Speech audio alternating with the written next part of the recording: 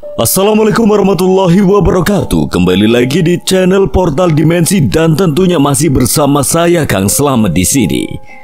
Kali ini Kang Slamet akan menceritakan sebuah kisah yang berjudul Antasena Mahendra, Tembang Jiwo.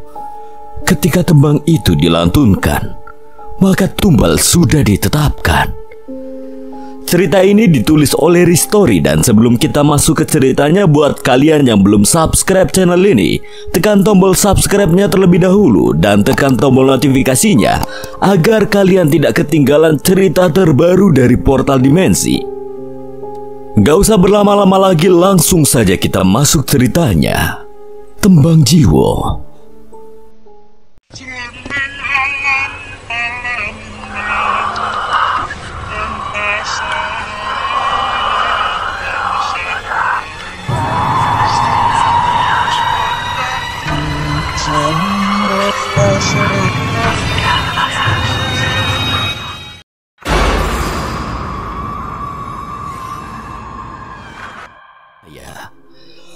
Mahendra menuju ke tempat di mana sebelumnya ia telah membuka portal gaib. Dengan tenang ia kembali menancapkan mustika lintang jagat ke tanah sambil duduk bersila. Gumpalan asap mulai muncul membentuk pusaran yang perlahan-lahan menjadi semakin besar dan stabil. Dengan mata yang terpejam, Mahendra menarik nafas dalam-dalam meresapi energi yang mengalir dari mustika. Kemudian dia membuka mata, mencabut mustika lintang jagat dari tanah, dan dengan langkah mantap memasuki portal tersebut. Seolah terhisap oleh pusaran waktu dan ruang, Mahendra muncul di tengah hutan yang gelap. Di sana terdapat sebuah altar batu berbentuk lingkaran yang diukir dengan aksara Jawa. Cahaya bulan yang remang menyinari altar. Mahendra duduk di depan altar, membacakan sebuah amalan sambil menggenggam batu panca putih. Batu tersebut memancarkan cahaya lembut cukup untuk menerangi dirinya. Dalam perjalanan keluar dari alas Warenggono, Mahendra merasakan tarikan energi yang kuat dari satu arah dari dalam hutan. Selain itu, ada pula energi yang tidak asing baginya, sebuah kehadiran yang pernah ia rasakan sebelumnya. Energi hitam siapa ini? Dan energi yang satunya seperti tidak asing bagiku.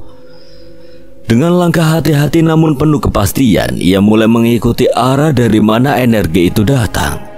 Dipandu oleh energi tersebut, ia melaju melalui semak-semak dan pohon besar, mengarah pada sumber yang semakin kuat.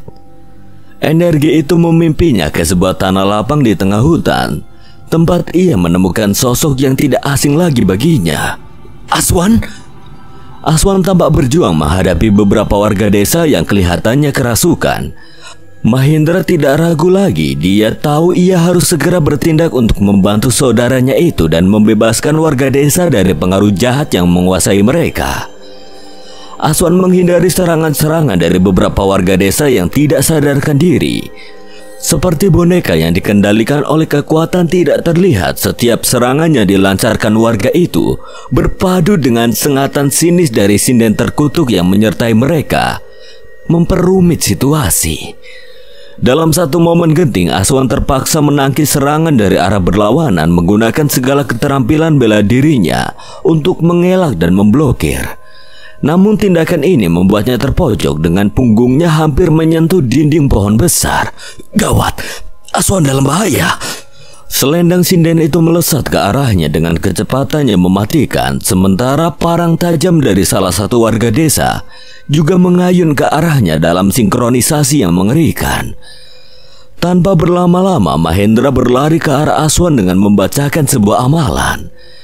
Seiring dengan pembacaan amalan tersebut, seberkas cahaya terang memancar dari tangan Mahendra dan menyebar ke seluruh lapangan, membentuk ikatan cahaya yang mengikat warga desa dan sinden terkutuk itu.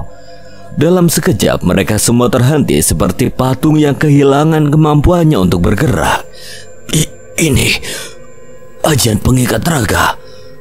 Apa mungkin? Mata Aswan melebar saat ia menyadari siapa yang menggunakan kekuatan tersebut. Sebuah senyum lega dan penuh rasa syukur terbentuk di wajahnya. Mahendra! Suaranya bergetar dengan emosi campur aduk, tegang dan kebahagiaan muncul di wajahnya karena tahu bahwa bantuan yang sangat dibutuhkannya telah tiba tepat pada waktunya.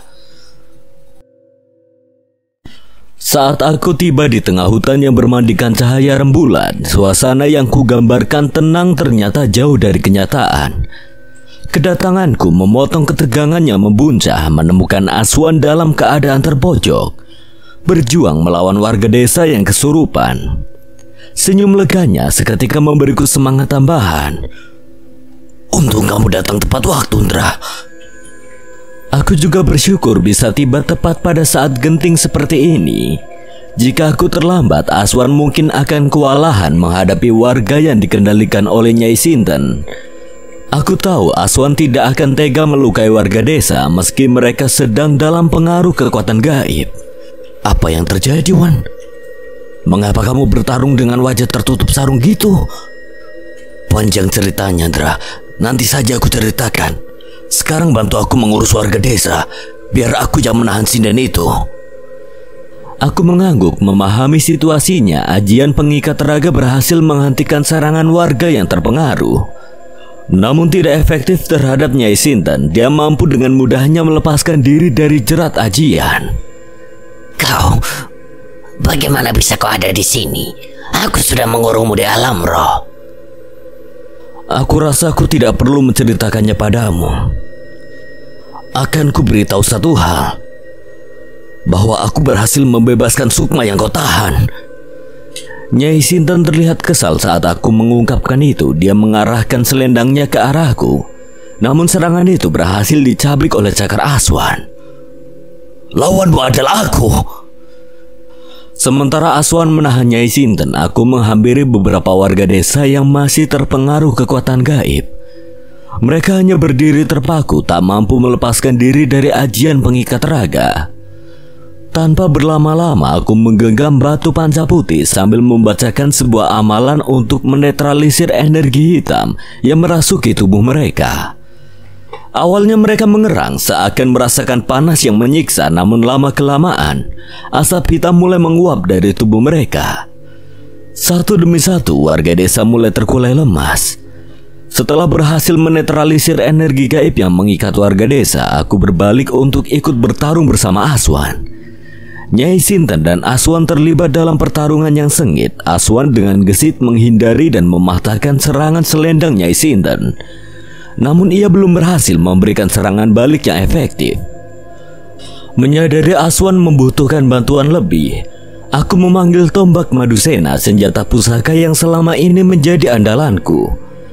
Dengan segera tombak tersebut bersinar terang dan meluncur ke udara.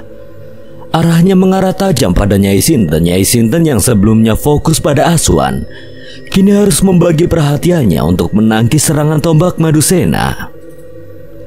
Melihat celah, Aswan bergerak cepat dari belakang, mencoba menyergap Nyai Sinten. Nyai Sinten menyadarinya dan menoleh ke arah Aswan. Dia melakukan sesuatu yang tidak terduga.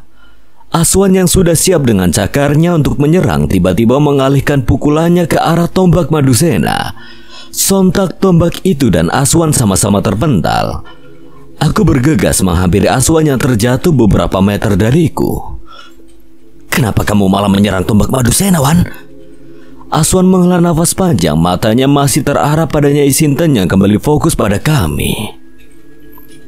Saat aku mendekat, dia mengubah wujudnya menjadi Mirandra. Wajahnya, dia terlihat sedih seolah menderita. Mira? Memangnya siapa dia? Mira adalah salah seorang sinden muda dari desa Kirimaya. Tubuhnya dikuasai oleh sinden itu. Aku hampir lupa. Jika kita menyerangnya, pasti tubuhnya akan menerima dampak yang fatal.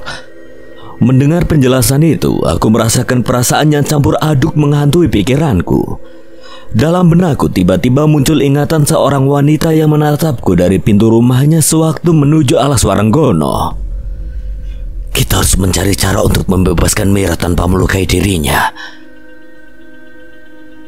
Nyai Sinten tertawa melihat kami terhenti, tidak mampu melancarkan serangan yang efektif karena resiko melukai Mira. Tawanya yang sinis memenuhi udara, menambah tekanan dalam pertarungan yang sudah memanas. Aswan dengan raut wajah yang semakin serius menantangnya. Kalau kau benar-benar kuat, keluar dari raga Mira dan hadapi kami berdua. Setelah ritual pamungkur jiwa terlaksana, aku akan menghadapi kalian berdua. Tunggu saat itu tiba, dan kalian akan melihat kekuatan sebenarnya. Dengan tawa yang melengking, seketika kepulan asap hitam mulai muncul dan menutupi tubuhnya Isintan. Suaranya perlahan menghilang bersamaan dengan lenyapnya dirinya dalam kabut tebal yang mengaburkan pandangan kami. Seolah-olah dia mengejek kami untuk bersiap pada pertarungan yang lebih dahsyat yang akan datang. Aswan dan aku saling pandang, mengerti bahwa ini hanya permulaan dari apa yang akan kami hadapi. Kepulan asap hitam menipis meninggalkan kami dalam keheningan yang menegangkan. Dengan pikiran yang penuh pertanyaan tentang ritual pamungkur jiwa dan bagaimana kami bisa menggagalkan rencana jahatnya Isintan tanpa membahayakan Mira. Kita perlu mempersiapkan diri, Indra. Kita harus mencari tahu lebih banyak tentang ritual itu dan menemukan cara untuk menghentikannya sebelum terlambat. Kau benar, Wan. Sekarang kita kembali terlebih dahulu ke rumah Mbah Rumi. Aku ingin melihat keadaan Farel dan Riko. Aswan mengangguk. Kami berjalan kembali ke rumah Mbah Rumi. Di perjalanan Aswan bertanya mengenai diriku yang tertahan di alam roh. Apa yang terjadi denganmu di alam roh, Indra? Sampai 3 hari tidak kembali. Aku tersentak, tidak menyangka kalau sudah terjebak selama 3 hari. Aku pikir hanya 1 atau 2 hari saja aku terjebak di alam roh. Aku terperangkap di kerangkeng sukmawan. Di sana aku tidak bisa menggunakan ilmu batin. Ada mantra kuno yang mampu menahan kekuatan batin seseorang. Pantas saja. Lalu bagaimana cara kamu bisa keluar? Dibantu Yai Buton. Kalau tidak ada dia, mungkin aku akan terperangkap selamanya. Mendengar itu, Aswan mengangguk paham. Kini giliran aku yang menanyakan padanya tentang apa yang telah terjadi selama aku terperangkap selama 3 hari. Banyak sekali, Indra. Ada pementasan, kerasukan massal, bahkan para sesepuh desa yang bersekongkol dengan sosok sinden terkutuk itu. Sesepuh desa Girimaya?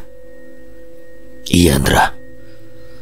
Mereka membuat perjanjian dengan sinden itu dengan tujuan memperoleh ilmu batin yang tinggi dan kekayaan. Namun cara yang mereka tempuh sungguh tidak masuk akal. Mereka rela menumbalkan warga desa Girimaya dengan mengizinkan sinden itu menggelar pementasan. Kemarahan membakar dada saat Aswan melanjutkan ceritanya tentang para sesepuh desa yang dengan tamak mengorbankan kesejahteraan rakyat demi keuntungan pribadi dan kesenangan duniawi. Mereka tega menjual nyawa-nyawa tak bersalah dengan alasan untuk kepentingan yang tidak lebih dari serakah. Raut wajah Aswan mencerminkan kekesalan yang mendalam. Aku merasakan gelombang kemarahan yang sama membara dalam setiap kata yang keluar dari mulut Aswan. Kita tidak bisa membiarkan ini terjadi, Wan. Tidak satu nyawa pun yang akan menjadi korban dari kebiadaban ini. Kita harus menggagalkan ritual pamungkur jiwa ini, bagaimanapun caranya. Ketika kami tiba di rumah Mbah Rumi, suara-suara gembira terdengar bergema dari dalam. Sebuah kontras yang mencolok dengan suasana hati kami yang tengah dilanda kegelisahan. Dengan langkah cepat kami berdua berlari menuju pintu, didorong oleh rasa penasaran atas sumber kegembiraan itu. Saat kami muncul di ambang pintu, semua mata langsung tertuju pada kami. Reza, Kuncoro, Laras, Mbah Rumi, dan Rina. Semuanya menyambut kami dengan senyuman penuh kelegaan dan sukacita. Mahendra. Dengan gerak cepat, Laras melompat ke arahku dan memelukku dengan erat. Tubuhnya gemetar penuh emosi. Sementara itu, Reza dan Kuncoro mencoba melakukan hal yang sama pada Aswan, tetapi dengan lincahnya Aswan mengelak sehingga keduanya kehilangan keseimbangan dan terjatuh di teras. Aduh, kenapa ngindar sih, Wan? Hanya Lastri yang boleh memeluk aku. Aku tidak sudi dipeluk kalian. Mbah Rumi dan Rina terkekeh melihat kelakuan Reza dan Kuncoro. Namun berbeda dengan yang lain, Laras masih memeluk erat. Diam-diam aku merasakan tetesan hangat air matanya membasahi pundakku. Ras, kamu baik-baik aja? Di dalam pelukanku, Laras menangis secara halus. Setiap tetes air matanya merupakan cerminan dari perasaan khawatir dan lega yang bercampur menjadi satu. Tangannya yang lembut erat memeluk punggungku seolah tidak ingin melepaskannya. Tawa di sekitar kami perlahan mereda membuat suasana menjadi lebih tenang. Dalam keheningan itu seakan waktu berhenti. Aku bisa merasakan denyut nadi Laras yang berdegup cepat, menandakan kecemasan yang masih menggelayuti hatinya. Aku mengusap punggungnya dengan lembut. Ritme usapan tanganku berusaha menyampaikan ketenangan. Tidak perlu menangis lagi, Ras. Aku ada di sini sekarang. Kamu tidak perlu khawatir lagi. Laras perlahan melepaskan pelukannya lalu dengan cepat memalingkan wajah. Membelakangi kami semua dengan tangan yang gemetar. Ia mengusap pipinya yang basah oleh air mata, lalu berbicara dengan suara yang terdengar seperti orang yang baru saja menangis. Siapa yang bilang aku nangis? Aku gak nangis. Aku tersenyum melihat Laras yang terlihat begitu manis dengan raut malu-malunya itu. Kesederhanaan momen itu menjadi sedikit obat penenang di tengah kekacauan yang lebih besar yang kami hadapi. Sementara itu, Aswan mendekati Mbah Rumi dan Rina. Raut wajahnya menunjukkan kekhawatiran. Mbah, Rina, bagaimana dengan Riko dan Farel? Apa mereka sudah sadar? Sudah, mereka berdua sudah sadar tapi masih merasakan pusing dan saat ini sedang beristirahat di kamar. Alhamdulillah. Kami beranjak menuju kamar tempat Riko dan Farel berbaring. Begitu kami memasuki kamar, Riko dan Farel menoleh ke arah kami. Senyum terukir di wajah mereka saat mereka melihat Aswan dan aku masuk. Wah, lihat siapa yang datang. Bagaimana kalian berdua? Semuanya baik-baik saja? Aku sudah tidak apa-apa, Wan. Hanya butuh waktu sedikit untuk berbaring. Kepalaku masih terasa seperti dihantam batu. Ya, kami sangat berterima kasih pada kalian. Terutama kamu, Mahendra. Kamu benar-benar menyelamatkan kami. Kami tidak tahu harus bagaimana tanpa bantuanmu. Yang penting kalian aman sekarang. Itu yang terpenting. Istirahat dan pulihkan energi kalian lebih dulu. Aswan duduk di pinggir tempat tidur Farel memberikan dukungan moral suasana di kamar itu. Meskipun masih ada sedikit kekhawatiran, mulai diisi dengan rasa syukur dan kelegaan. Kami semua merasa bersyukur atas keselamatan Riko dan Farel dan ada perasaan kebersamaan yang mempererat kami semua di tengah cobaan ini. Malam semakin larut dan hanya suara jangkrik yang memecah kesunyian. Mbah Rumi, Aswan dan aku duduk di teras rumah menikmati semilir angin malam yang sejuk. Reza, Kuncoro, Laras dan Rina telah memilih untuk beristirahat lebih dulu. Mungkin karena kelelahan setelah hari yang panjang dan penuh dengan emosi. Mahendra, apa sebenarnya yang terjadi padamu selama 3 hari ini? Aku terjebak di Kerangkeng Sukmo, Mbah. Ditambah lagi, tempat itu dimantrai dengan mantra kuno yang membuatku tidak bisa menggunakan ilmu batin. Begitu rupanya. Pantas saja kau tidak kembali-kembali. Semua sudah khawatir denganmu, terutama Laras. Meski dia tidak mengatakannya, aku dapat merasakan kecemasan yang mendalam. Oh iya, Mbah. Apa Mbah Rumi tahu dengan orang bernama Mbah Sabto? Mendengar nama itu, ekspresi wajah Mbah Rumi berubah drastis. Matanya lebar menatapku dengan kejutan yang nyata. Aswan dan aku saling pandang sama-sama heran melihat reaksi Mbah Rumi. Iya, Aku sangat kenal dengan nama itu. Mbah Sabto adalah salah satu leluhur desa Girimaya, seorang pria paruh baya yang pernah pergi ke alam roh untuk mencari orang yang ia cintai. Tapi sejak saat itu dia tidak pernah kembali lagi ke alam manusia. Tidak ada yang tahu di mana dia sekarang. Apa kamu benar bertemu dengannya? Aku sempat terkurung di sana bersamanya, Mbah. Namun saat aku ingin mengajaknya keluar, dia menolaknya dan mengatakan masih ada urusan di sana. Tapi Mahendra, bagaimana mungkin dia masih hidup? Sudah ratusan tahun sejak dia menghilang. Mungkin ini karena perbedaan antara alam roh dan alam manusia. Di alam roh waktu berjalan sangat berbeda. Bahkan bisa dikatakan seolah-olah tidak ada waktu sama sekali. Semua terasa statis, tidak bergerak maju atau mundur. Mungkin itu sebabnya Mbah Sabto masih terlihat sama seperti ratusan tahun yang lalu. Aku pernah mendengar tentang perbedaan waktu di alam yang berbeda dari para leluhur. Mungkin yang kau katakan itu benar. Maka dari itu dia bisa hidup hingga sekarang. Aku masih penasaran sebenarnya siapa wanita yang Mbah Sabto cari itu. Mengapa dia sampai rela mengorbankan hidupnya untuk masuk ke alam roh? Sebenarnya siapakah orang yang dicintai oleh Mbah Sabto hingga ia mencarinya ke alam roh? Mbah Rumi menghela nafas seolah berusaha mengingat cerita lama yang hampir terlupakan. Aku tidak tahu banyak tentang itu. Cerita tentang Mbah Sabto sudah lama sekali ku dengar. Dan detail tentang siapa yang dia cintai itu tidak banyak diketahui. Suasana menjadi hening sejenak. Kami bertiga duduk dalam diam, menangkupkan keberanian dan misteri yang melingkupi Mbah Sabto.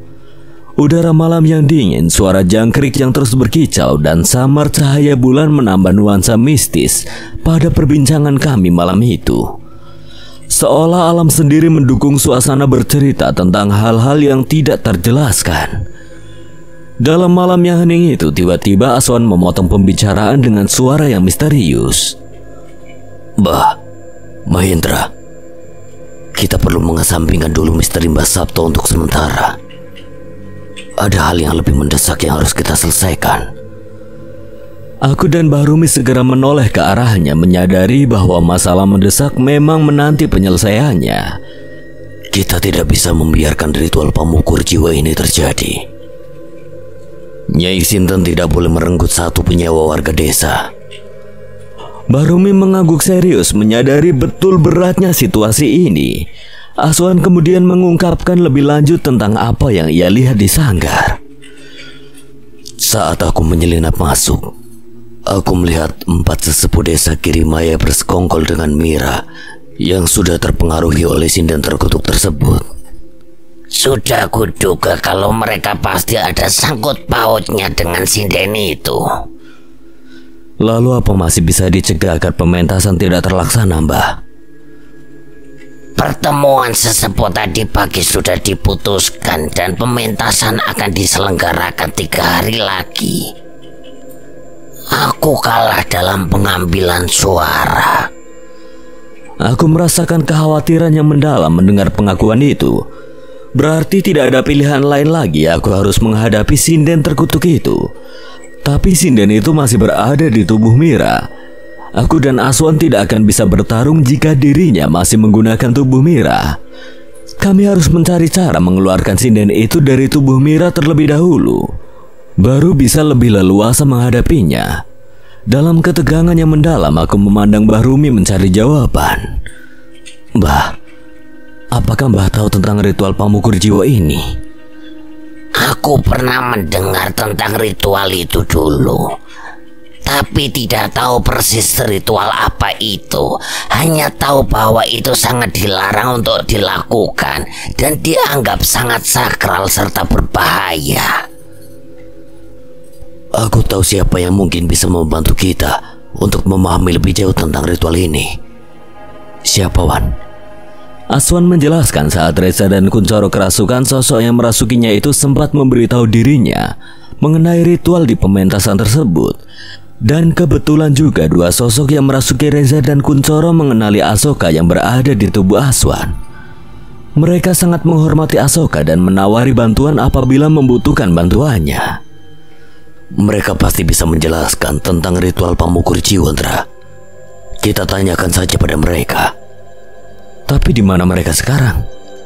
Hutan barat Alas Waranggono. Itu yang mereka sampaikan padaku. Apa mereka benar mau membantu kalian? Sisih kulon Alas Waranggono banyak dihuni siluman. Apa tidak berbahaya? Insya Allah mereka akan membantu, Mbah. Saya punya kenalan yang cukup berpengaruh terhadap mereka.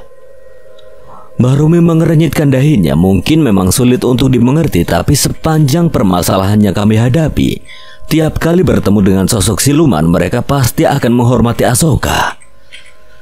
Baiklah, besok pagi kita ke sana, Wan. Malam itu, setelah perbincangan panjang dan mendalam, kami semua tahu bahwa tindakan kami esok hari mungkin menentukan nasib seluruh desa. Aswan dan aku akan berangkat ke hutan barat Waranggono di pagi hari, mencari bantuan dari sosok yang sempat merasuki Reza dan Kuncoro, dengan harapan tinggi menemukan cara untuk menghentikan Nyai Sinten melakukan ritual penumbalan Pamukur Jiwa. Keesokan harinya, di saat matahari belum sepenuhnya muncul, 4 orang pemuda berjalan melewati jalur pedesaan desa Girimaya. Udara masih sejuk dan embun terlihat menggantung di dedaunan. Langit mulai berubah dari gelap menjadi biru muda, memberikan nuansa tenang sebelum kegiatan sehari-hari dimulai. Warga desa mulai bangun dari tidur mereka. Beberapa di antara mereka sudah sibuk dengan pekerjaan pagi, seperti membersihkan halaman, mempersiapkan alat pertanian, atau sekedar berbincang-bincang di teras rumah sambil menikmati secangkir teh hangat. Kalian ngapain pakai ikut segala? Kami tidak mau berpisah lagi dengan kalian berdua. Kami juga ingin membantu menuntaskan permasalahan desa Girimaya. Iya, seenggaknya kami ingin berguna juga toh. Ya wes lah, terserah kalian aja. Kalau dicokot siluman jangan salahin aku loh. Tenang, nanti silumannya tak cokot balik. Ya enggak, Coro? Iya bener. Mahendra hanya bisa menyimak percakapan mereka sembari menggelengkan kepala. Dua anak itu benar-benar keras kepala, memaksa untuk ikut menuju hutan barat Alas Waranggono. Meski Mahendra dan Aswan sudah menakut-nakuti mereka dengan mengatakan di sana banyak siluman, namun tetap saja mereka ingin ikut. Jarum pendek masih berada tepat di pukul 6 pagi. Mereka sengaja berangkat pagi-pagi sekali, bertekad untuk kembali ke rumah Mbah Rumi malam itu juga agar dapat segera menyusun rencana selanjutnya. Udara dingin pagi itu membuat setiap tarikan nafas terasa segar, dan langkah kaki mereka menghasilkan suara gemerisik di bawah rerumputan yang masih basah oleh embun pagi. Dah, berarti benar si Mira yang mentilis itu dirasui demi Sinden. Iya, Zah, Sinden itu menguasai tubuh Mira. Ladalah sayang banget yo. Wayu-wayu ono demit yang ngerasui. Memasuki kawasan hutan Alas Waranggono, keempat pemuda itu disambut oleh rimbunya pohon-pohon tinggi yang membentuk kanopi tebal di atas kepala mereka. Cahaya matahari yang menembus celah-celah daun menciptakan pola cahaya yang bermain di tanah lembab. Suara-suara serangga dan burung mengisi keheningan, menambahkan suasana magis namun menegangkan dalam perjalanan mereka. Untuk perbekalan, setiap orang membawa nasi bungkus yang dibungkus rapi dalam daun pisang. Makanan sederhana namun mengenyangkan untuk perjalanan seperti ini. Namun Reza dan Kuncoro membawa tas ransel masing-masing. Isinya tidak diketahui oleh Mahendra dan Aswan karena mereka telah mempersiapkannya sendiri. Dalam perjalanan, Mahendra teringat kembali dengan masa lalunya ketika melakukan pendakian yang penuh dengan tantangan dan kejadian tidak terduga. Kenangan itu membawa rasa nostalgia yang mendalam. Rasanya jadi kangen daki ya ketika melewati jalur hutan seperti ini.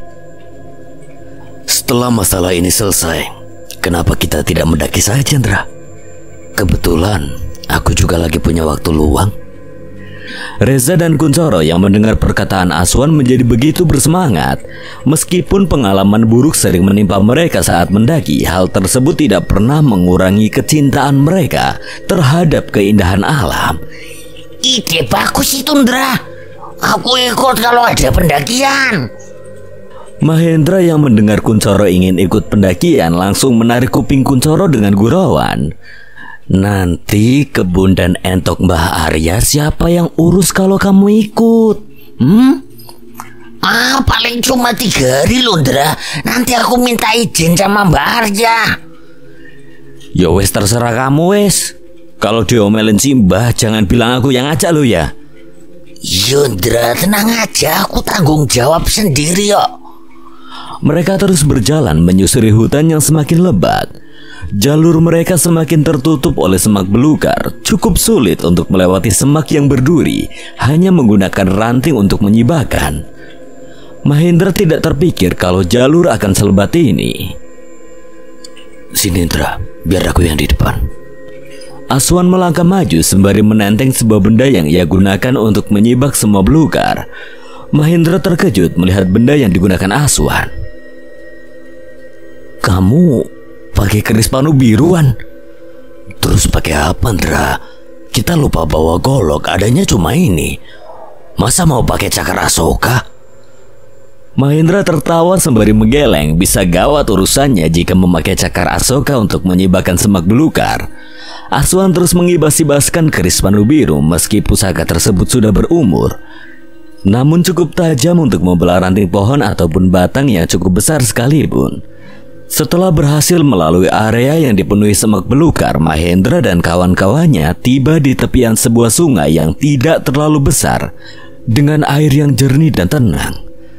Cahaya matahari menembus celah-celah daun menciptakan kilauan pada permukaan air yang mengalir dengan lembut. Kita istirahat di sini sebentar sebelum lanjut ya. Semuanya setuju dan mereka segera mencari tempat yang nyaman di tepian sungai untuk duduk. Reza dan Kuncoro segera mengeluarkan nasi bungkus dari tas ransel mereka, sementara Aswan mengambil air dari sungai untuk diminum. Sambil makan, mereka berbincang tentang peringatan Mbah Rumi. Mbah Rumi bilang banyak orang dari desa Girimaya atau desa sebelah yang sering tersesat di hutan barat. Sebelum melakukan perjalanan, Mbah Rumi sempat membagi cerita mengenai hutan barat yang dihuni banyak siluman. Dia juga mengatakan kalau pernah ada warga desa sebelah dan desa Girimaya yang tersesat lalu hilang di hutan tersebut. Tidak hanya itu saja, Mbah Rumi juga memberitahu mereka kalau perbatasan untuk memasuki hutan tersebut dijaga oleh siluman kera hitam bertubuh besar. Aswan sambil menyeruput air yang baru diambil dari sungai mencoba menenangkan suasana dengan penjelasan yang lebih rasional. Kalau siluman di sana tidak diganggu, mungkin mereka tidak akan membuat masalah. Mereka hanya menjaga wilayahnya. Betul, itu semua kembali pada diri masing-masing.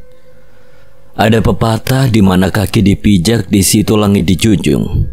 Kita harus menghormati dan menyesuaikan diri dengan keadaan tempat kita berada. Sama seperti jika ada orang yang masuk ke rumah kita dan merusak barang-barang. Tentu kita akan marah. Begitu juga dengan makhluk-makhluk itu. Ada sebuah yang tidak disadari banyak orang mengenai perbedaan antara demit pengganggu manusia dan demit penghuni satu tempat. Demit pengganggu sering muncul sebagai reaksi dari sifat manusia itu sendiri. Mereka menghasut, menakuti, dan mengganggu pikiran kita untuk memilih hal yang salah. Sedangkan demit penghuni hanya menjaga tempat tinggal mereka dari gangguan luar. Mereka tidak akan mengganggu selama kita juga tidak mengganggu mereka. Mahendra mencoba memberikan pemahaman lebih dalam tentang dinamika alam gaib tersebut. Setelah mengisi perut, Mahendra merasa segar dan mengajak kawan-kawannya untuk melanjutkan perjalanan. Mereka menyeberangi sungai dengan hati-hati dan kembali memasuki hutan yang semakin rimbun. Atmosfer di dalam hutan itu terasa berbeda, seakan ada tekanan batin yang berat mendorong mereka untuk tidak melanjutkan langkah. Wan, iya Indra, aku juga merasakan. Mahendra dan Aswan terus melangkah maju tanpa menghiraukan perasaan aneh yang menyelimuti mereka. Sementara itu, Kuncoro dan Reza mulai merasa gelisah. Mereka sering mengelus tengkuk seolah-olah ada hembusan angin dingin yang menyentuh mereka meskipun hutan terasa lembab dan tertutup. Semakin dalam mereka menyusuri hutan, suasana semakin menjadi sunyi. Tidak ada lagi suara serangga atau hewan lain yang biasanya menghiasi perjalanan mereka di hutan. Sunyi yang mencekam ini hanya dipecahkan oleh suara langkah kaki mereka di atas dedaunan kering dan ranting yang patah. Biasanya ada suara tonggeret dan serangga yang lainnya, tapi kok di sini sunyi banget ya. Mungkin lagi pada tidur siang saja. Kok kamu tahu? Apa jangan-jangan kamu King of Tonggeret, Suru? Kuncoro ingin membalas Reza, namun tidak jadi tatkala Aswan menyuruh mereka diam dengan wajah yang serius. Mereka sampai di dua pohon kapuk besar yang tampak sangat menyimpan banyak cerita. Pohon-pohon itu menjulang tinggi dengan akar yang melilit kuat di tanah, dan cabang-cabangnya yang merentang luas seolah-olah hendak meraih mereka. Cahaya matahari yang berhasil menembus kanopi hutan hanya sedikit menerangi area di sekitar pohon kapuk, membuat bayangan yang tercipta tampak seperti menari. Setelah melewati pohon kapuk itu, kalian jangan jauh-jauh dari aku dan Mahendra. Memang kenapa, Wan? Udah ikutin aja. Reza dan Kuncoro saling tatap, menelan ludah lalu merapatkan diri pada Mahendra dan Aswan. Bukan tanpa sebab, energi gaib di depan mereka terasa begitu intens, seperti ada sosok kuat yang menunggu mereka di depan. Mahendra dan Aswan saling melemparkan anggukan lalu melanjutkan kembali perjalanan. Tepat saat mereka melewati kedua pohon kapuk itu, Mahendra dan Aswan merasakan tekanan energi gaib yang semakin kuat. Sambil berjalan, mereka tetap waspada memperhatikan setiap gerakan di sekitar hutan. Sesekali kelebatan bayangan yang bergerak cepat dari balik pepohonan membuat mereka semakin tegang, meski wujudnya belum bisa dipastikan. Reza dan Kuncoro merapatkan diri ke sisi Aswan dan Mahendra, mencari perlindungan dan kekuatan dari kedua temannya yang tampak lebih siap menghadapi apapun. Tiba-tiba, sebuah batang pohon yang cukup besar melayang dari arah depan mereka seakan dilemparkan oleh kekuatan gaib yang tidak terlihat. Dengan sigap, Aswan dan Mahendra mengambil kuda-kuda. Mahendra melepaskan pukulan ajian Braja Musti andalannya, sementara Aswan menggunakan pukulan Asoka. Keduanya berhasil menghancurkan batang pohon itu menjadi serpihan kayu yang berterbangan di udara. Karena tertutup serpihan kayu dari batang pohon yang mereka hancurkan, tanpa mereka sadari kaki Reza dan Kuncoro telah ditarik oleh sesosok bayangan hitam misterius. Dari arah kanan dan kiri hutan, teriakan minta tolong dari kedua teman mereka memecah kesunyian. Dra, tolong! Mahendra dan Aswan menoleh berlawanan arah, di mana Reza dan Kuncoro dibawa masuk ke dalam hutan. Wan, kamu kejar Kuncoro, aku kejar Reza. Aswan mengangguk. Mereka segera ingin mengejar kedua temannya itu, namun sebelum mereka sempat bergerak, tiba-tiba sesosok kera hitam besar muncul di hadapan mereka berdua. Makhluk itu berdiri gagah dengan mata merah menyala yang tampak menembus jiwa, sambil mengeluarkan suara geraman rendah yang menggema di sekitar hutan. Rambutnya yang tebal dan gelap bergerak-gerak seakan hidup, dan otot-otot di lengan serta dada menunjukkan kekuatan yang menakutkan. Mau apa kalian memasuki hutan ini? Kami ingin bertemu Kirara. Ada yang ingin aku tanyakan padanya. Kera hitam itu terus mengeram, mengintimidasi Mahendra dan Aswan yang berdiri teguh di hadapannya. Mata merah menyala dari wajahnya yang garang menunjukkan ketidaksenangan terhadap mereka yang datang ke hutan barat ini. Kau pikir kami akan takut dengan geramanmu itu? Mengapa manusia selalu datang ke sini? Ini bukan tempat untuk meminta. Kami bukan bangsa yang kalian cari untuk memenuhi hasrat kalian. Mahendra dan Aswan saling pandang, memahami mengapa orang yang masuk ke dalam hutan ini tersesat dan tidak bisa kembali. Mungkin tujuan mereka adalah meminta sesuatu pada mereka. Kami datang ke sini bukan untuk meminta. Kami mengerti, permohonan sejati hanya layak ditunjukkan pada Yang Maha Kuasa, bukan kepada bangsa seperti kalian. Semua manusia sama saja. Kalian tergoda oleh harta dan kekayaan. Manusia seperti kalian pantas untuk dilenyapkan dari muka bumi ini. Kera hitam itu melayangkan tangannya yang besar ke arah Mahendra dan Aswan. Mereka melompat mundur untuk menghindarinya. Sebuah lubang tercipta akibat serangan kera hitam tersebut. Kalian pikir bisa membohongiku? Jangan samakan kami pada mereka yang meminta kenikmatan duniawi mereka. Aswan melangkah maju, berada tepat 2 meter di hadapan kera hitam besar itu. Dirinya mengeluarkan kalung pasopati yang terpasang di lehernya, memejamkan mata sembari membacakan sebuah amalan.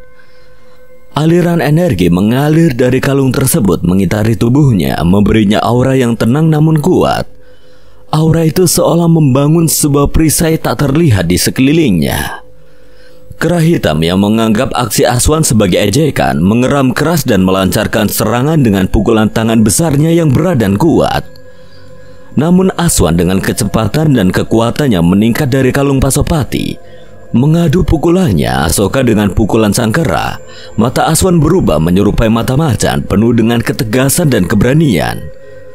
Dengan sebuah gerakan cepat dan penuh tenaga, Aswan membalas dengan pukulan yang begitu kuat hingga kera hitam tidak bisa menahannya. Dengan dorongan sekuat tenaga dari Aswan, kera hitam terhuyung ke belakang. Tubuhnya yang besar dan kuat menabrak beberapa pohon di sekitarnya. Pohon-pohon tumbang dengan suara gemuruh akibat benturan dengan tubuh kera yang besar itu. Siapa? Siapa kau sebenarnya? Aswan mendekati kera hitam itu dengan aura Asoka yang terpancar dari tubuhnya.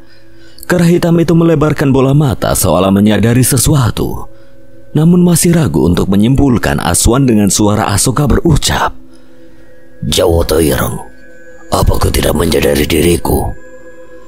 Kera hitam itu mengangkat kepalanya, berdiri sembari mendekatkan kepalanya yang besar ke arah Aswan. Tidak lama kemudian dirinya mulai menyadari siapa sosok yang berada di tubuh Aswan, membuatnya seketika membungkuk memberi hormat kepadanya. Panglima Asoka, maafkan aku tidak menyadarinya. Kau masih seperti dulu Jawoto, selalu asal dalam mengambil tindakan. Maaf Panglima, aku hanya ingin memperingatkan orang-orang agar tidak meminta pada kami Panglima. Asoka menyuruh kera hitam itu mengangkat kepalanya dan memperingatinya dengan tatapan tajam ke arah matanya yang merah. Tindakanmu benar untuk mencegah orang-orang yang ingin melakukan kesesatan. Namun lain kali, cari tahu terlebih dahulu sebelum menyerang. Baik Panglima, maafkan aku atas kelancanganku. Mahendra menatap takjub pada Aswan yang sedang diambil alih oleh Asoka. Kera setinggi 10 meter saja tunduk terhadapnya. Mungkin di masa lalu Asoka memang memiliki kedudukan penting pada bangsanya. Aswan kembali ke kesadarannya. Kera hitam bernama Jawoto Ireng itu menoleh ke kanan dan kiri, memberi isyarat pada sosok-sosok yang bersembunyi di balik pepohonan. Satu demi satu sosok mulai bergerak dari balik pepohonan yang lebat. Mahendra baru menyadari kalau mereka sudah dikepung oleh banyak siluman. Setiap siluman memperlihatkan wujud unik yang mencerminkan perpaduan antara manusia dan berbagai jenis hewan. Siluman dalam berbagai bentuk dan ukuran mulai mengitari Mahendra dan Aswan, membuat lingkaran besar di sekitar mereka. Dari segala sudut, siluman-siluman itu memiliki kombinasi yang membingungkan antara figur manusia dan hewan. Ada yang berkepala dan wajahnya manusia, namun tubuhnya seperti beruang besar. Satu lagi mirip serigala, berdiri tegak dengan kaki belakang, memiliki mata hijau yang menarik dan taring yang terlihat tajam. Namun tangannya memiliki 5 jari dengan kuku yang panjang dan tajam. Meskipun bentuk mereka menyeramkan, namun semua menghormati Aswan. Mereka mulai membungkuk dalam satu gerakan serentak. Namun Aswan cepat-cepat mengangkat tangan, isyarat agar mereka tidak melakukan itu. Berdirilah. Kalian tidak perlu sehormat itu padaku. Mahendra mendekat ke samping Aswan sembari memperhatikan sekitar, lalu menyenggol bahu Aswan seraya berkata, "Kamu jadi pemimpin mereka, Wan? Enak aja. Gak sudi aku jadi pemimpin dari siluman. Kalau Reza dan Kuncoro mungkin cocok." Mahendra tersadar menepuk jidat karena lupa dengan Reza dan Kuncoro yang sebelumnya diseret oleh sosok misterius. "Wan, Reza dan Kuncoro dibawa kemana? Oh iya, aku lupa, Andra." Aswan mendekati Jawoto Ireng untuk bertanya kepadanya mengenai keberadaan Reza dan Kuncoro, namun belum sempat memberitahu. Sebuah teriakan dari atas pohon yang cukup besar membuat mereka menoleh bersamaan ke arah suara itu berasal. Dra, tolong, aku nggak bisa turun. Reza tergantung tak berdaya di atas salah satu pohon tertinggi di hutan tersebut. Tubuhnya memeluk erat batang pohon seolah-olah itu satu-satunya pelampung di tengah samudra. Kakinya menggantung dan sesekali mencoba menemukan pijakan yang kuat, namun hanya menghasilkan gerakan yang lebih mirip dengan tarian yang canggung dan kikuk. Dra, aku nggak bisa turun, bantuin. Mahendra dan Aswan menghampiri pohon tempat Reza berada. Dia menengadah, setelahnya tertawa melihat wajah Reza yang panik. Lawang ketek kok gak bisa turun, Za? Sembarangan kalau ngomong. Wes cepet bantuin aku, udah gak tahan ini. Ekspresi Reza campuran antara teror dan rasa malu yang tak terelakkan sambil tangannya semakin erat memeluk pohon. Sementara itu, di sisi lain terdengar teriakan yang sama mendesaknya. Namun kali ini nada suaranya terdengar lebih melodramatis. Dra, tolong aku di sini. Aku terjebak. Mahendra, Aswan, dan beberapa siluman segera memusatkan perhatian ke arah suara tersebut. Kamu ngapain di situ, Coro? Mereka menemukan Kuncoro, namun situasinya jauh lebih absurd. Tidak seperti Reza yang memeluk batang pohon, Kuncoro malah terjebak di antara dua dahan besar. Posisinya sangat tidak menguntungkan sehingga ia terlihat seperti buah mangga yang siap dipetik. Kaki dan tangannya berayun-ayun bebas di udara dan wajahnya memerah. Kombinasi dari usaha kerasnya untuk lepas dari rasa malu yang mendalam. Rasanya kayak dijepit rasa, Sandra. Cepet bantuin aku. Kuncoro terdengar semakin panik setiap kali ia mencoba menggerakkan tubuhnya, namun hanya berhasil membuat dahan tersebut bergoyang-goyang. Mahendra tidak bisa menahan tawa melihat dua temannya dalam situasi yang tidak biasa ini. Sementara Aswan menggelengkan kepala tertawa kecil di tengah cekikikan dan tawa yang mulai pecah di antara para siluman. Jawoto Ireng melangkah maju, wajahnya serius namun ada semburat senyum tipis yang terbentuk di bibirnya. "Jawoto Ireng, bisa tolong bantu mereka?" Baik, Panglima. Jawoto Ireng yang tubuhnya besar dan tangguh menghampiri pohon tempat Reza dan Kuncoro terjebak. Dengan tangan besar yang kuat, dia dengan hati-hati menggapai dan menurunkan mereka dari dahan pohon. Ketika kedua kaki mereka menyentuh tanah, mereka berdua mengambil nafas lega yang mendalam.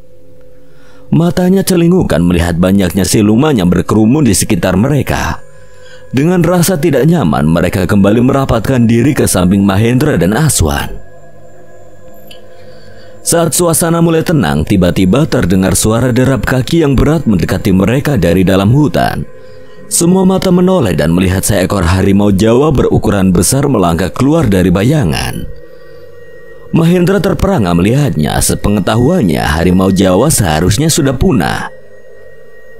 Instingnya menyuruhnya untuk menjadi waspada, tapi Aswan menenangkannya dengan isyarat tangan. Harimau itu berbicara dengan suara yang dalam dan berwibawa. "Ada kegaduhan apa yang terjadi di sini?" Maafkan kami, Kirara. Kami tidak menyadari bahwa ini adalah Panglima Asoka yang berkunjung. Kesalahpahaman ini telah menyebabkan kekacauan. Mendengar nama Panglima Asoka, harimau itu mendekati Aswan, memberikan hormat dan menundukkan kepalanya. "Panglima Asoka, sungguh sebuah kehormatan bertemu dengan Anda di wilayah kami. Tolong tidak perlu formalitas berlebihan. Kita semua di sini adalah sama. apa yang membawa Panglima Asoka ke wilayah kami? Apakah ada sesuatu yang bisa kami bantu? Ada yang ingin kami tanyakan padamu mengenai ritual Pamukur Jiwo. Pamukur Jiwo, apa sinden itu akan melaksanakan pementasan lagi? Kami tidak bisa mencegahnya karena ada tokoh desa yang bersekongkol pada sinden itu. Baiklah, aku mengerti Panglima. Mari ikuti aku. Kita berbicara di tempatku. Aswan menoleh ke arah Mahendra yang dengan tatapan penuh pengertian mengangguk tanda setuju. Bersama-sama mereka mulai mengikuti Kirara yang berjalan menuju satu tempat yang terasa penuh misteri. Tak jauh dari tempat mereka bertemu, mereka mendekati sebuah gua yang keluar aura gaib yang sangat kuat. Kirara berhenti di depan pintu gua tersebut. Aku menyarankan kedua teman kalian tidak ikut masuk. Energi di dalam gua ini sangat besar dan mungkin akan mengganggu jiwa mereka jika tidak bisa menahannya. Reza dan Kuncoro saling tatap, mata mereka memancarkan rasa takut akan hal yang tidak diketahui. Serta karena berada di tengah hutan yang dihuni banyak siluman. Namun Kirara menenangkan mereka. Tidak ada yang akan berani menyentuh kalian selama berada di sini. Dengan ragu-ragu tapi akhirnya memberanikan diri, Reza dan Kuncoro setuju untuk menunggu di luar gua. Mereka ditemani oleh siluman kera bertubuh beruang dan siluman babi bertubuh kera dengan rambut panjang yang menjaga pintu gua. Kirara, Aswan, dan Mahendra memasuki gua tersebut. Langkah mereka bergema di dalam lorong yang gelap. Gua tersebut ternyata lebih luas di dalam daripada yang tampak dari luar. Dengan dinding-dinding yang dipenuhi dengan ukiran kuno dan simbol-simbol misterius yang bercahaya dengan cahaya redup namun hidup. Udara di dalam gua terasa berat dan penuh dengan energi. Setelah berjalan beberapa saat, mereka tiba di sebuah ruangan besar di pusat gua di mana cahaya alami dari celah di atas menciptakan efek dramatis menerangi ruangan tersebut. Tempat ini adalah tempat bertapanya orang yang sangat mulia. Maka dari itu, energi gaib di sini begitu besar. Mahendra dan Aswan bisa merasakan sebuah tekanan yang begitu besar, namun mereka masih mampu menyeimbangkan dengan energi batin yang mereka miliki. Informasi apa yang Anda butuhkan, Panglima? Bisa kau jelaskan lebih detail tentang ritual Pamukur Jiwo ini? Apa yang sebenarnya terjadi selama ritual itu? Dan bagaimana kita bisa mencegahnya? Ritual Pamukur Jiwo adalah sebuah ritual yang dipersembahkan untuk setan terkutuk bernama Nyai Lawe Durganala. Dia adalah salah satu petinggi dari kerajaan gaib Segoro Gede. Kirara menjelaskan kalau ritual Pamukur Jiwo sama dengan ritual yang terjadi di sebuah desa bernama Desa Renggana. Desa penghasil penari. Menurut Kirara, dulu di sana pernah terjadi kasus yang sama. Dan yang melakukannya juga salah satu setan yang bersekutu dengan Nyai Lawe Durganala. Desa Renggana? Mahendra menoleh ke arah Aswan dengan ekspresi terkejut saat mendengar cerita mengenai Desa Renggana. Bukan tanpa sebab, itu adalah desa tempat di mana Nyai Rantasari melakukan penumbalan. Benar, seluruh warga desa ditumbalkan untuk diberikan pada setan terkutuk Nyai Lawe Durganala. Kirara kemudian melanjutkan ceritanya, menyatakan bahwa ritual tersebut selalu diadakan bersamaan dengan malam purnama. Pada malam tersebut, mereka memperoleh kekuatan tambahan dari Nyai Lawe agar tidak ada yang mengganggu ritual tersebut. Apa mungkin ritual Pamukur Jiwo itu nanti akan bertepatan dengan malam purnama? Mungkin saja. Aku juga merasakan pementasan kemarin hanyalah sebuah pengalihan yang direncanakannya. Jika ritual itu terjadi di malam purnama, akan sulit untuk mencegahnya. Banyak sosok suruhan Nyai Lawe yang akan hadir dalam ritual tersebut untuk membantu sinden terkutuk itu. Lalu bagaimana kita bisa mencegahnya agar ritual itu tidak terlaksana? Satu-satunya cara adalah mengalahkannya sebelum ritual terlaksana. Mahendra terdiam berpikir sejenak untuk memperkirakan kondisi yang tampaknya mustahil. Masalahnya sinden terkutuk itu masih berada dalam tubuh Mira dan dia tidak ingin mengorbankan nyawa Mira. Bagaimanapun caranya, mereka harus menyelesaikan masalah ini tanpa korban jiwa. Apa tidak ada cara lain lagi? Kami tidak bisa mengorbankan nyawa Mira. Mungkin ada satu cara. Kita harus membawa pergi warga desa dari tempat tersebut sebelum sukma mereka keluar dari tubuhnya. Menurut Kirara, sinden itu akan kembali ke wujudnya dan keluar dari tubuh Mira ketika menyelesaikan tembang jiwa. Pada saat itu juga harus cepat bertindak sebelum sukma warga desa direnggut olehnya, namun kesempatan itu hanyalah sebentar. Harus tepat waktu saat dirinya mulai keluar dari tubuh wanita yang menjadi wadahnya, lalu menjauhkan warga desa pada saat itu juga. Lalu bagaimana dengan roh suruhannya Ilawi yang menjaga pementasan itu? Kami siap membantu kapanpun itu, Panglima Asoka. Mahendra dan Aswan saling pandang melempar senyum dengan bantuan siluman yang berada di hutan barat. Mungkin mereka bisa membuat celah untuk menjauhkan warga desa dari pementasan. Aku akan meminta bantuan lebih banyak dari makhluk hutan. Mereka bisa menciptakan kekacauan atau ilusi untuk mengalihkan perhatian roh itu. Semua pihak mengangguk, tahu bahwa mereka tidak hanya berperang melawan waktu tetapi juga melawan kekuatan supranatural yang tidak kenal ampun. Kesiapan dan keberanian mereka akan diuji saat malam purnama tiba. Waktu di mana segala sesuatu akan diputuskan. Sementara itu di luar gua, Reza dan Kuncoro sedang duduk celingukan. Mata mereka tidak lepas dari kedua sosok penjaga gua yang tidak biasa. Siluman kepala babi berambut gondrong bertubuh kera dan kera bertubuh beruang. Reza dan Kuncoro berbisik-bisik mencoba mengalihkan ketegangan dengan obrolan ringan mereka. Tidak bisa menahan keinginan untuk bercanda, Reza memberi siku pada Kuncoro, menyuruhnya menoleh ke arah siluman babi berambut gondrong itu. Lihat tuh, Kuncoro, itu kayak kamu loh. Jangan samakan aku dengan siluman. Ya kan sama-sama rambut gondrong, cuma kamu kurang sedikit taringnya. Kuncoro hanya bisa menggeleng sambil tertawa mencoba mengabaikan perbandingan konyol Reza. Namun di tengah-tengah tawa mereka, mata mereka tetap waspada mengawasi setiap gerakan dari para penjaga gua yang menyeramkan itu. Siluman babi itu melirik ke arah Kuncoro dan Reza membuat mereka seketika diam tidak berkutik. Kamu sih jadi ngeliatin tuh. Yang ngeliatin kamu, Coro. Penasaran kenapa bisa mirip. Kuncoro mencoba mengabaikan komentar Reza dan mengeluarkan pisang serta kacang rebus yang ia simpan di ranselnya. Makanan itu sedikit mengalihkan rasa takut mereka, memberikan sedikit kenyamanan di tengah keadaan yang mencekam. Saat mereka berdua asik mengunyah pisang dan kacang rebus, kedua sosok siluman itu menoleh ke arah mereka. Langkah mereka berat dan menakutkan mendekati Reza dan Kuncoro dengan tatapan yang mengerikan. Reza dan Kuncoro spontan merapatkan diri satu sama lain, ketakutan hingga berpelukan. Siluman babi mengeluarkan suara yang mirip dengan babi pada umumnya. Suaranya keras dan dengan nada cepat seolah sedang memarahi mereka. Reza dengan mata yang masih terpejam ketakutan berbisik pada Kuncoro. Coro, dia ngomong apa? Coba kamu artiin, Coro.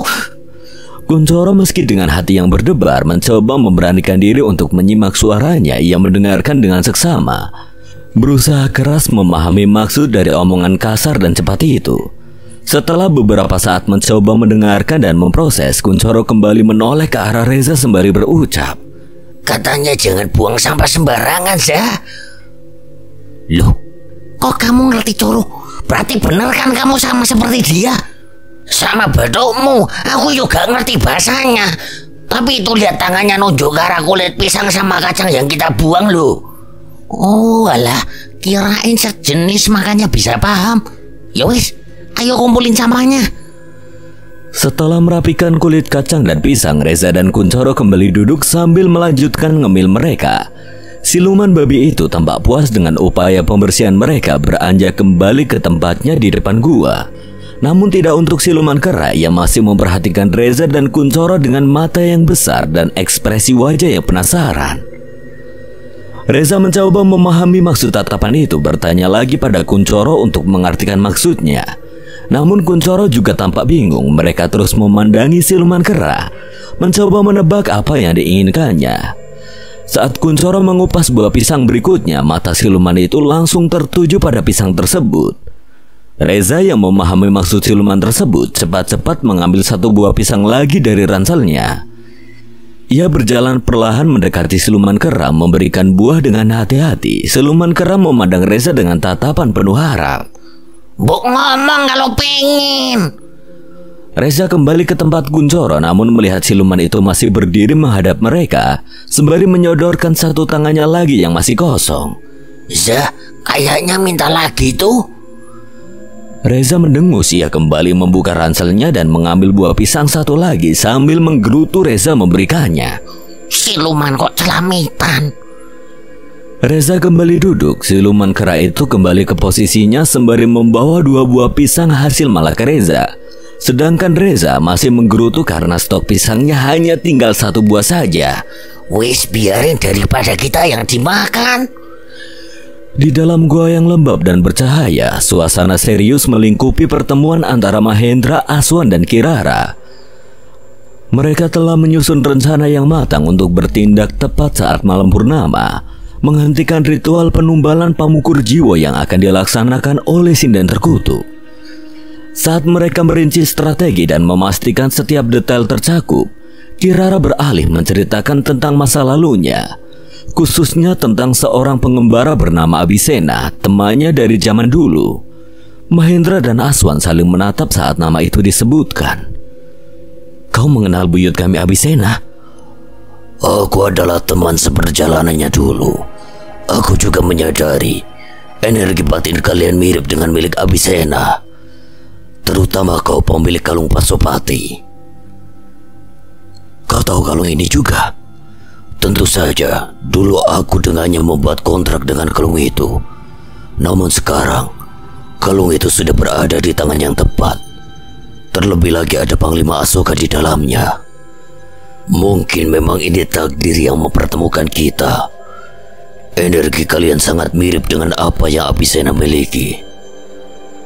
Mahendra dan Aswan saling pandang, merasakan hubungan tak terduga ini menambah kepercayaan diri mereka. Kisah lama dan legenda yang selama ini hanya mereka dengar dari kakek nenek mereka kini terasa lebih nyata dan relevan. Apa kau mau menceritakan pada kami tentang dirimu dan buyut kami Abisena? Tentu saja, namun tidak saat ini. Mungkin setelah permasalahan Sinden Terkutuk itu selesai, aku akan menceritakan pada kalian. Saat suara Kirara mereda, sebuah keheningan mendalam menyelimuti ruangan dalam goa. Mahendra dan Aswan merasakan berat tanggung jawab yang kini terpatri di bahu mereka. Mereka tahu malam purnama tidak hanya akan menjadi saksi bisu atas tindakan mereka, tapi juga penentu masa depan desa yang terperangkap dalam cengkeraman kegelapan. Kita akan menggagalkan ritual penumbalan itu, bagaimanapun caranya. Saya akan bersama kalian sampai akhir, hingga kita melihat fajar yang menyingsingkan keadilan dan kedamaian. Benang merah kisah Mahendra dan Aswan yang terentang dari masa lalu hingga kini telah membawa mereka pada takdir yang tidak bisa mereka hindari. Setiap langkah yang mereka ambil, setiap keputusan yang mereka buat, semakin mengikat mereka pada jalan yang telah dirintis oleh para leluhur. Entah apa yang akan terjadi selanjutnya, mereka hanya mengikuti alur yang sudah dibuat Sang Kuasa untuk takdir mereka berdua. Menghapus kegelapan yang menyesatkan manusia. Dengan rencana sudah dibuat, malam yang akan menjadi ajang pertarungan mereka semakin mendekat. Mahendra dan Aswan bersama dengan Kirara mempersiapkan diri untuk menghadapi tantangan yang akan datang dengan segenap kekuatan dan pengetahuan yang mereka miliki. Kesatuan hati mereka menjadi benteng terkuat dalam menghadapi kejahatan yang luruh dalam diam.